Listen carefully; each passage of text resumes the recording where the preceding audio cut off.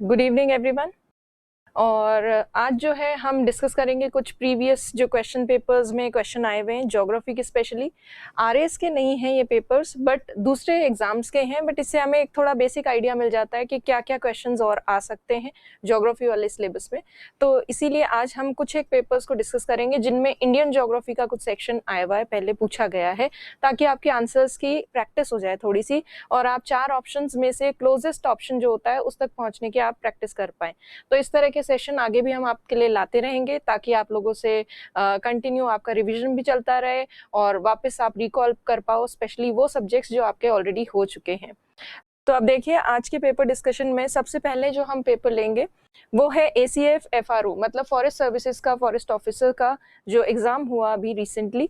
ये एग्जाम हुआ था अभी 2 फरवरी को हुआ, फरवरी में हुआ, 18 फरवरी में 2021 में ही हुआ है ये एग्जाम। इसीलिए जो रीसेंट RPSC क्वेश्चंस बना रही है या किस तरह का ट्रेंड चल रहा है इंडियन ज्योग्राफी में स्पेशली, वो आज हम डिस्कस करने वाले हैं। तो देखते हैं सबसे पहला क्वेश्चन बहुत ही इजी क्वेश्चन है। इस क्वेश्चन में पूछा गया है दाफला और मिरी पहाड़ियां जो है वो कहाँ पर स्थित है। तो ये आपको ऑलरेडी आता है कि दाफला और मिरी पहाड़ियां जो है ये मुख्यतः स्थित है अरुणाचल प्रदेश में। और ये अरुणाचल प्रदेश हमने जब फिजियोग्राफिक डिविजन्स किए थे इंडिया के भौतिक प्रदेश, तब हमने डिस्कस किया ही था। अब ये देखिए, ये नॉर्थ ईस्टर्न इंडिया की, उत्तर पूर्वी भारत का मैप है। इसमें ये अरुणाचल प्रदेश है। दाफला, मिसमी, मिरी, अबोर, ये सारी पहाड़ियां आपको इसमें दिख रही होगी। दाफला, मिरी, अबोर और मिसमी, ये आप एटलस में देखिएगा, ये आपको मिल जाएंगी। अभी इसमें तो ये दाफला और मिरी कहाँ स्थित है, कौन से राज्य में स्थित है, ये पूछा गया है। बट हो सकता है आगे एग्जाम्स में सीक्वेंस पूछ लें, पश्चिम से पूर्व की ओर सीक्वेंस बताइए, उत्तर से दक्षिण की ओर सीक्वेंस बताइए। तो इस तरह से आप सीक्वेंस जो है उसको भी याद रखिए ताकि कोई सीक्वेंस से रिलेटेड क्वेश्चन आए तो आप कर पाए। सबसे पश्चिम में है दाफला, उसके थोड़ा ऊपर मिरी है, फिर अबोर है और सबसे अंत में उत्तर पूर्वी भाग में नॉर्थ ईस्टर्न पार्ट में है मिसमी पहाड़ियां। तो इनका सीक्वेंस भी याद रखिएगा। नेक्स्ट क्वेश्चन की अगर हम बात करें, निम्नलिखित में से किसने भारतीय मॉनसून व तिब्बतीय पठार के बीच संबंध स्थापित किया। आपको पता है तिब्बत का पठार और मॉनसून के बीच में संबंध स्थापित किया है पी कोटेश्वरम ने, और ये हम ऑलरेडी कर चुके हैं। जब हमने मॉनसून का चैप्टर किया था तब मैंने आपको बताया था। तो पी कोटेश्वरम ने तिब्बत के पठार का मॉनसून के साथ सकारात्मक प्रभाव बताया है। और पूर्वा जेट स्ट्रीम जो होती है, ईस्टर्ली जेट स्ट्रीम, वो तिब्बत के पठार से ही उठकर आने वाली वायु के कारण बनती है। तो ये सब हम पहले मॉनसून वाले चैप्टर में कर चुके हैं। अब देखिए नेक्स्ट क्वेश्चन, भारत में काल बैसाखी वर्षा की सर्वाधिक घटित होने की अवधि कौन सी है। अब काल बैसाखी, इसमें मैंने आपको जब करवाया था ये वाला चैप्टर, तब मैंने आपको बताया था बैसाख का काल है ये, कैलामिटी ऑफ बैसाख। तो आपको मेनली फोकस करना है कि बैसाख कब होता है। चैत्र के बाद वैसाख का महीना आता है। तो ये जो वैसाख का महीना है अप्रैल मिड से मई मिड तक रहता है। तो इसमें जो आंसर होना चाहिए है वो होना चाहिए अप्रैल मध्य और मध्य मई, क्योंकि आपको पता है हिंदी कैलेंडर चैत्र से शुरू होता है, चैत्र नवरात्रा से, और चैत्र नवरात्रा जो है मार्च के एंडिंग फेज में लगभग आते हैं और अप्रैल के स्टार्टिंग बिगनिंग फेज तक रहते हैं। तो चैत्र के बाद जो बैसाख का महीना होगा वो अप्रैल और मई में होगा। तो ये काल बैसाखी की जो वर्षा है ये अप्रैल और मई के बीच में होती है लगभग। और यही जो है ये चीज NCERT में भी दे रखी है, ये महीने एज इट इज, किसी को अगर कोई कंफ्यूजन होता हो तो। वैसे होना नहीं चाहिए, बहुत सिंपल चीज है, सिंपल क्वेश्चन है। अब NCERT में जो बेसिक चीज दे रखी है वो क्या है, तो देखिए इसमें काल बैसाखी का पूरा डिस्क्रिप्शन दे रखा है और उसमें बताया गया है अप्रैल और मई का महीना जो है उस दौरान काल बैसाखी वाली वर्षा होती है। असम में इसको बारदोली छीड़ा कहा जाता है। और ये जो वर्षा है ये लाभदायक है चाय के लिए, पटसन के लिए और राइस कल्टीवेशन के लिए, चावल की खेती के लिए। अब देखिए थंडरस्टॉर्म है, जो शाम के समय तक वज्र तूफान जो आता है उसी को काल बैसाखी कहते हैं। ये मैप मैंने आपको पहले भी करवाया था। इस तरफ जहां भारत के पश्चिमी तट की तरफ अप्रैल मई में मानसून पूर्व वर्षा आती है, प्री मानसून रेनफॉल, उसी दौरान यहाँ असम में और पश्चिम बंगाल में प्रभाव रहता है काल बैसाखी का, जिसे बारदोली छीरा भी कहते हैं। इसको नॉर्वेस्टर भी कहा जाता है, आपको याद होगा मैंने आपको करवाया था। तो नॉर्वेस्टर भी अगर टर्म आए तो आपको रिलेट करना है उसको काल बैसाखी से। अब देखिए अगला क्वेश्चन, निम्नलिखित में से कौन कौन से पठार प्रायद्वीपीय प्रदेश के में अवस्थित हैं। Which of the plateau. Are part of peninsular plateau region. इसमें ये नहीं पूछा है कि प्रायद्वीपीय पठार के कौन से भाग है, इसमें पूछा है पूरे प्रदेश में, पूरे रीजन में कौन कौन से प्लेटो इंक्लूडेड हैं। तो आपको पता है हमने किया भी था, प्लस एनसीईआरटीज में भी लिखा हुआ है। एनसीईआरटी जो है क्लास 11th की देखें चाहे क्लास 9th की देखें, इन एनसीईआरटीज में क्लियरली बताया गया है कि बुंदेलखंड पठार है पठारी प्रायद्वीपीय पठारी प्रदेश का भाग, मेघालय पठार भी है, मालवा पठार भी है, दक्कन का पठार भी है, लद्दाख का पठार नहीं है। तो लद्दाख का पठार इस ऑप्शन में, फर्स्ट वाले में, ये ऑप्शन नहीं होगा। आपका करेक्ट आंसर जो होगा वो होगा ABCD। कई जगह कुछ लोगों को इससे रिलेटेड कंफ्यूजन रहा है और कई लोगों ने मेघालय पठार को इसका पार्ट नहीं माना है। तो अगर आपको वो कंफ्यूजन है तो वो कंफ्यूजन क्लियर होने के लिए आपको ये क्लियर होना चाहिए कि एनसीईआरटी में जब दे रखा है कि मेघालय पठार जो है वो पठारी प्रदेश का ही विस्तार है, तो वो आपको मानना है। तो इसीलिए इसका आंसर होगा ABCD। तो इस प्लेटो रीजन का पार्ट है और ये लद्दाख का पठार जो है ये इस प्लेटो रीजन का पार्ट नहीं है। अब आगे बढ़ते हैं। अगला क्वेश्चन है शोला फॉरेस्ट आर, शोला वन क्या है? तो शोला वन की अगर बात करें, क्या ये आर्द्र शीतोष्ण वन है, क्या ये अल्पाइन वन है, क्या ये ज्वारीय वन है, क्या ये उष्णकटिबंधीय आर्द्र वन है? तो ये जो है अल्पाइन वन इनको नहीं कहेंगे, क्योंकि आपको याद होगा अल्पाइन तो होते हैं जहां पर घास उगती है, घास के मैदान होते हैं, जहां पे लाइकेन, मूस जैसी बहुत छोटी छोटी झाड़ियां और इस तरह के पेड़ पौधे विकसित होते हैं। वो हिमालय वाले क्षेत्र में हमें देखने को मिलते हैं, क्योंकि वो काफी ज्यादा ऊंचाई पर ही हमें अल्पाइन चीजें या अल्पाइन वनस्पति देखने को मिलती है। अगर हम शोला वन की बात करें तो शोला वन क्या है? ये लगभग 1500 मीटर से ऊपर जो भाग है प्रायद्वीपीय भारत में, वहां पर जो वन पाए जाते हैं पर्वतों पर, तो पेनिनसुलर इंडिया में स्पेशली नीलगिरी पहाड़ियां, पश्चिमी घाट, वहां पर पहाड़ी क्षेत्र में 1500 मीटर के ऊपर जो वन है या घास आदि है उसको सम्मिलित रूप से कहा जाता है शोला वन। तो शोला वन अगर 1500 मीटर से ऊपर है तो वहां तक जाते जाते तापमान थोड़ा कम हो जाता होगा और टेम्परेचर कम होने के कारण वहां उष्ण कटिबंधीय वनस्पति नहीं पाई जाती। उस क्षेत्र में ऊंचाई पर शीतोष्ण कटिबंधीय वनस्पति पाई जाती है। तो आपका आंसर जो होगा वो होगा आर्द्र शीतोष्ण कटिबंधीय वनस्पति है शोला वन। ज्वारीय वनस्पति है नहीं है वो, और उष्ण कटिबंधीय आर्द्र वनस्पति भी नहीं है। इन सब की जगह अभी तो ये इसमें ऑप्शन है आर्द्र शीतोष्ण कटिबंधीय वनस्पति, ये सबसे सही ऑप्शन है इसमें। अगर एग्जाम में दूसरे तरीके से पूछा जाए और लिखा जाए कि शोला वन जो है ये उष्ण कटिबंधीय पर्वतीय वन है, तो वो सही होगा, क्योंकि जब आप पर्वतीय वन कह देते हो तो वो जस्टिफाई हो जाता है कि हाँ आप ऊंचे पर्वत पर, उष्ण कटिबंधीय क्षेत्रों में ऊंचे पर्वत पर पाई जाने वाली वनस्पति को कह रहे हैं। तो इसको या तो हम आर्द्र शीतोष्ण कटिबंधीय वनस्पति कहेंगे या वन कहेंगे, या दूसरा ऑप्शन हो सकता है इसको हम कह सकते हैं उष्ण कटिबंधीय पर्वतीय वनस्पति, ट्रॉपिकल मॉन्टेन वेजिटेशन इसको कहा जा सकता है, या फिर इसको कहा जा सकता है वेट टेम्परेट वेजिटेशन या फॉरेस्ट। तो ये आपको ध्यान रखना है। तो बेसिकली शोला फॉरेस्ट क्या है? वेट टेम्परेट फॉरेस्ट है। अब इसी चीज को मैं आपको दिखाती हूँ। ये तमिलनाडु में, कर्नाटक में और केरल का जो बॉर्डर रीजन है नीलगिरी पहाड़ियों वाला, वहाँ खास तौर पर ये शोला वन पाए जाते हैं।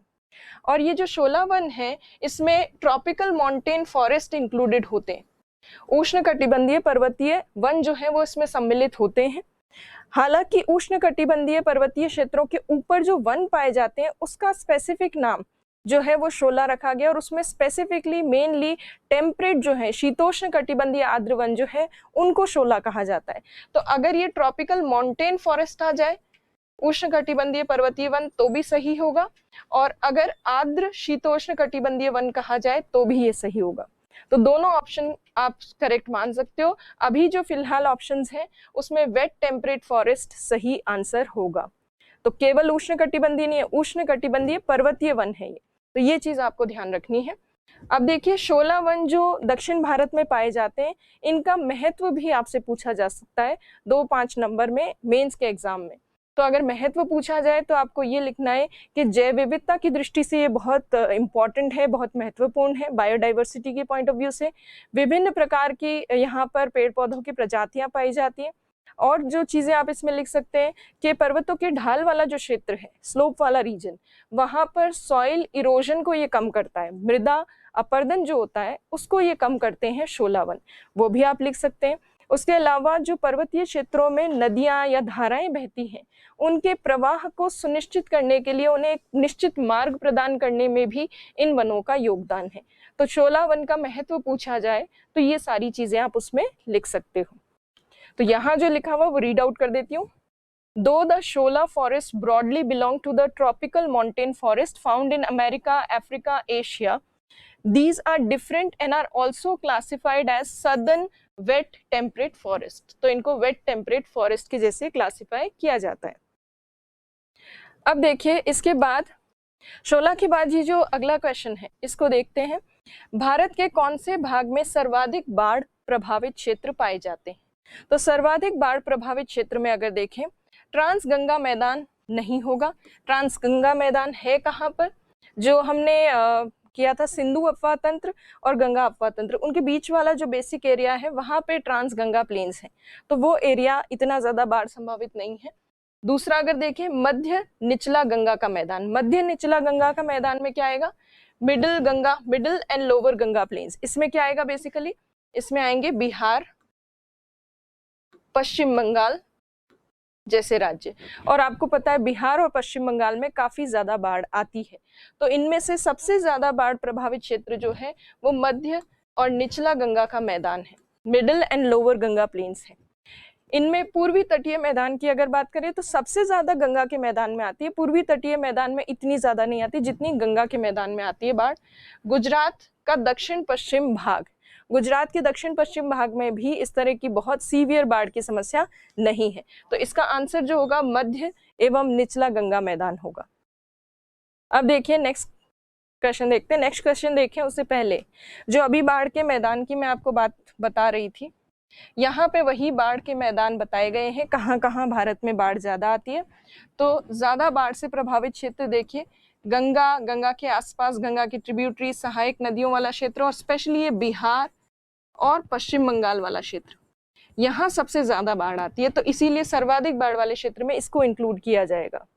थोड़ी बहुत महानदी बेसिन में भी कभी कभी आती है, बट सबसे ज्यादा आती है गंगा बेसिन वाले रीजन में, तो यहाँ बाढ़ सबसे ज्यादा आती है। गुजरात में भी अगर थोड़ा बहुत बाढ़ की संभावना रहती है तो उत्तर पश्चिमी या दक्षिण पश्चिमी इसमें गुजरात में नहीं रहती है, ये मेनली रहती है मिडिल गुजरात में। मध्य गुजरात वाला जो भाग है साबरमती माही वाला, वहां पर थोड़ी बहुत बाढ़ की समस्या रहती है।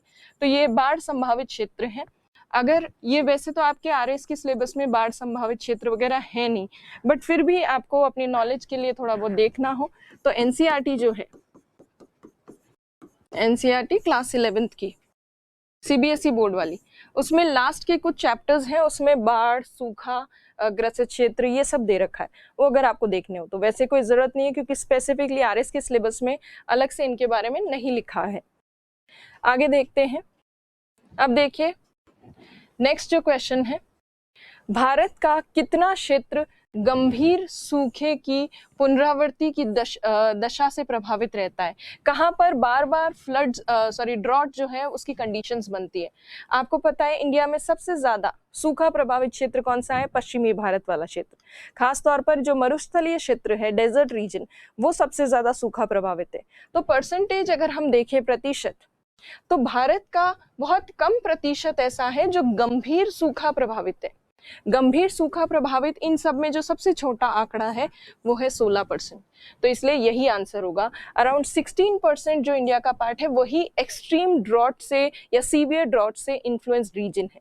अब ड्रॉट वाले रीजन या सूखे वाले जो प्रदेश हैं वो मैं आपको दिखाती हूँ। ये भारत में पाए जाने वाले सूखा प्रदेश हैं या सूखा क्षेत्र हैं।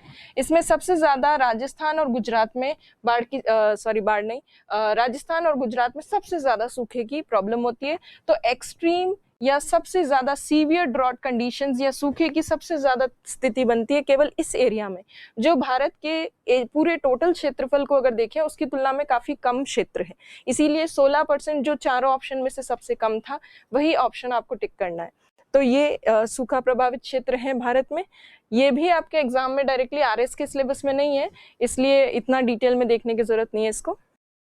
उसके बाद अगर देखें, निम्नलिखित को सुमेलित कीजिए, आपको मैच करना है वनस्पति को मुख्य वृक्षों से। तो इसमें अगर देखें, उष्णकटिबंधीय शुष्क पर्णपाती वनस्पति, मैंग्रोव वन, उष्णकटिबंधीय कंटीले वन, उष्णकटिबंधीय अर्ध सदाबहार वन। इसमें से आपको सारे वनों के बारे में, सारे वृक्षों के बारे में मैंने बताया थोड़ा थोड़ा, फिर भी कंफ्यूजन है तो सबसे पहले जो है मैंग्रोव का आप मैच कर सकते हैं। बाकी किसी के बारे में अगर किसी को नॉलेज नहीं भी है तो ये तो सबको पता है कि सुंदरी नाम की मैंग्रोव वनस्पति प्रजाति पाई जाती है। तो मैंग्रोव को जब आप मैच करते हैं उसके बाद बाकी आसानी से मैच हो जाते हैं। इनमें से सदाबहार वनस्पति जो है वो रोजवुड है, उष्णकटिबंधीय कटीले वन जो है वो बबूल है, और ये जो है उष्णकटिबंधीय शुष्क पर्णपाती मतलब ट्रॉपिकल डेसिडस वो है ये सागवान। तो इस तरह से आप सिंपली मैच कर सकते हो। इंग्लिश मीडियम स्टूडेंट्स अगर देखें तो यहाँ बबूल की जगह उसका प्रॉपर नाम लिखा गया है। ऐसा कोई कंफ्यूजन हो जहां आपको नहीं समझ में आ रहा हो इंग्लिश की तरफ क्या लिखा हुआ है तो कोई फर्क नहीं पड़ता, आप हिंदी से रीड आउट करके आराम से आंसर दे सकते हैं। तो इसमें अगर देखें तो इसमें आंसर होगा, कौन सा मैच होगा, 2 4 ओके 3 1। तो ये इसका आंसर है 2 4 3 1। तो इस तरह से बहुत सिंपल क्वेश्चंस आरएस में, मतलब आरपीएससी जो है वो दूसरे एग्जाम्स में पूछ रही है, तो आरएस में भी लगभग इसी तरह के कुछ जो हैं पेपर्स बन सकते हैं, इसी तरह के कुछ क्वेश्चंस बन सकते हैं, स्पेशली इंडियन और वर्ल्ड ज्योग्राफी से रिलेटेड। राजस्थान वाला तो सर ने आपसे डिस्कस किया ही था। अब देखिए नेक्स्ट क्वेश्चंस की अगर बात करें, 2001 से 2011 के बीच भारत में जनसंख्या की दशकीय वृद्धि दर, डिकेडल जो ग्रोथ रेट है वो इंडिया की कितनी रही। ये डिकेडल ग्रोथ रेट और बाकी जो आंकड़े हैं पॉपुलेशन के, जनसंख्या के, ये हमने पहले डिस्कस किए हैं जब हमने पेपर किया था, मतलब जब हमने कोर्स किया था तब। तो इसमें 17.7 जो है फाइनल जो डेटा आया सेंसस का, उसमें 17.7% डिकेडल ग्रोथ रेट है। इसके डेटा को, आंकड़ों को हम देख लेते हैं। अब देखिए, भारत की जो कुल दशकीय वृद्धि है वो 17.7% है। भारत का घनत्व जो है प्रति व्यक्ति पर पर्सन पर स्क्वायर किलोमीटर जो है कितने परसेंट रहते हैं, घनत्व की अगर बात करें तो 382 है। लिटरेसी की अगर बात करें तो 72.99, जिसको हम रफली 73% मान सकते हैं लिटरेसी।